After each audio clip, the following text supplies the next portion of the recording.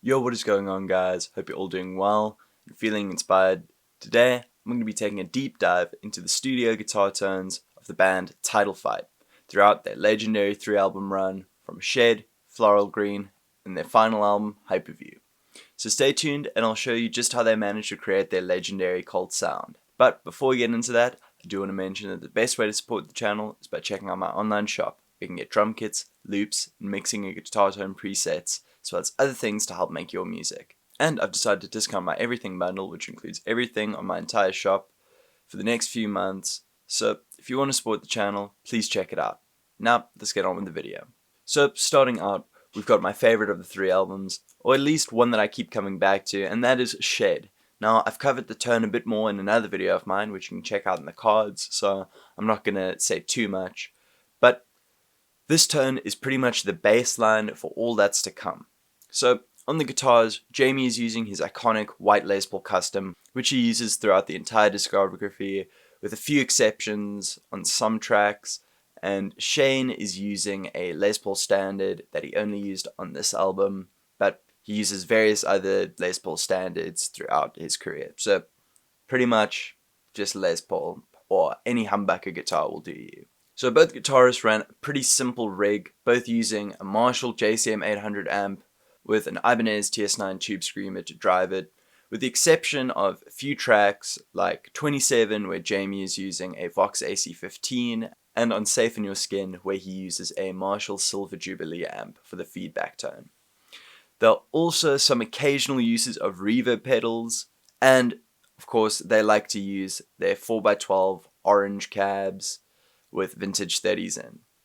So I've done my best to recreate this tone using the Fine Classics pedalboard plugin, which is a great plugin by the way, and if you want to check it out, you can use code OliversAsleep20 for 20% off the entire website and any Fine Classics plugin. They really do make some great plugins, love those guys over there.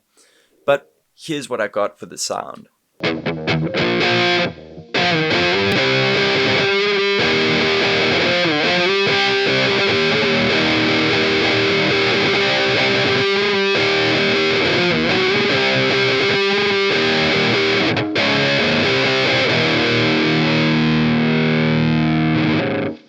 So I think this album's sound can kind of be characterized by its very raw and live sound. The band's focus on this album was to try and capture a very raw and pure representation of how the guitars and other instruments sounded when they were playing it. So very little post-processing is done after the fact, which gives the tone an amazing rawness and grit. So moving on to Floral Green, which is where we start to move away from that raw live sound that the band established in their previous releases and on Shed, and towards a more professional sounding recording with a focus on a tighter sound than before. So as for the band's equipment, the amp and pedal setup stayed pretty much the same as on the last album, but Jamie opts to use a Strat on some of the songs on this album, which gives a more piercing and punchy sound compared to his traditional humbucker tone. And knowing the goal of this album, I think it's completely intentional. So let's give a listen to that tone, but with some single coils and just a slightly touched up EQ and reverb.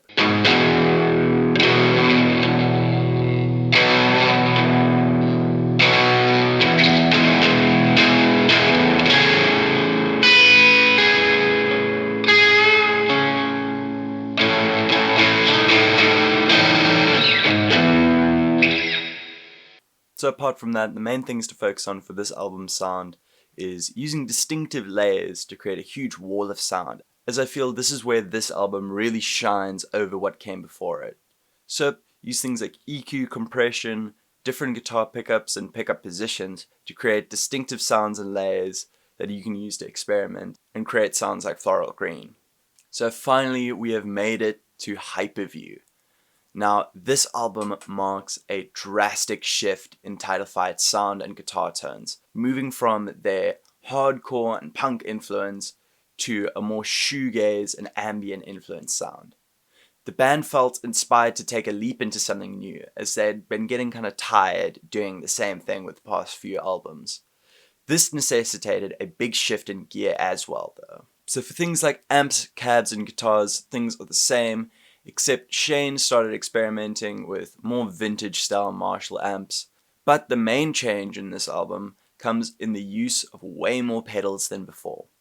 Jamie uses an EHX Cathedral reverb, a way huge Aquapus delay, a Boss PH3 phaser, a Boss CE5 chorus, and a Zvex Fuzz Factory, in that order. I found many people have struggled to achieve the same tones he gets in the studio with the Zvex Fuzz Factory, so he could still be using the TS9 there. Not sure, but definitely for a lot of the more ambient, feedbacky kind of stuff, he's using that fuzz.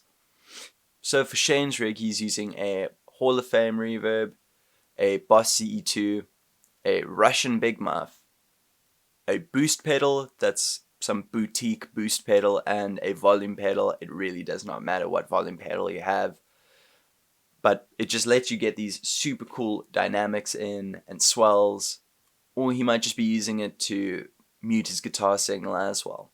Regardless, it's a very useful pedal to have, and I think crucial to their sound. The band also started experimenting with more of a cleaner sound on this album, so I'm not going too crazy with the gain, and I actually don't have any distortion on this sound, besides a little bit of crunch from the amp. But yeah.